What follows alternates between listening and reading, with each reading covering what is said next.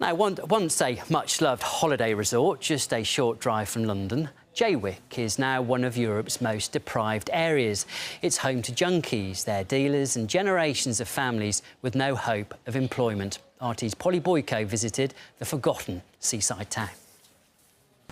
Golden sands, beachfront properties and just a stone's throw from London. Wish you were here. We have been really completely forgotten. A lot of people end up in Jaywick because that's the last place to go, really. There's no work for anybody, and I think this is going to continue for the next at least 20 years. What could fix the problems of Jaywick? Money. Jaywick has been ranked at the bottom of the government's poverty index for England and Wales for 3 years running. It's a national embarrassment, and I can't understand why government aren't so embarrassed that they're actually doing something about it. We're trying to get them to take notice. It's embarrassing for the country. When you think, and I think it's the third most deprived in the whole of Europe.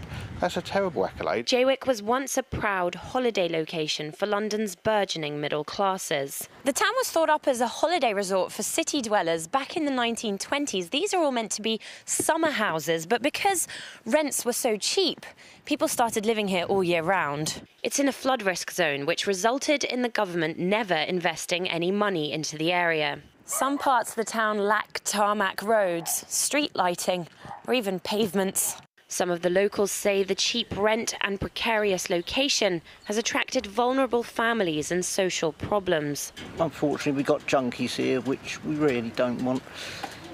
If a junkie upsets his supplier or something, he gets a knife put to his throat and then it all gets blown out of proportion.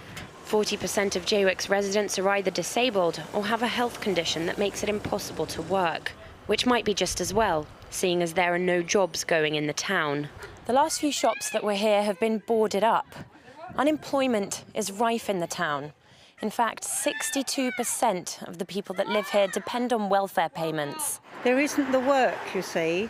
So if they've been used to just getting up of a morning and sitting around, that's all they're doing.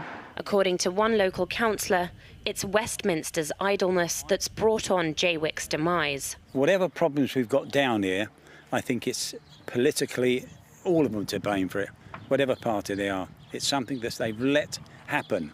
It's a dumping ground at the end of the day. We've been the most deprived area now for 3 years. Not one penny have we got to come in and help it.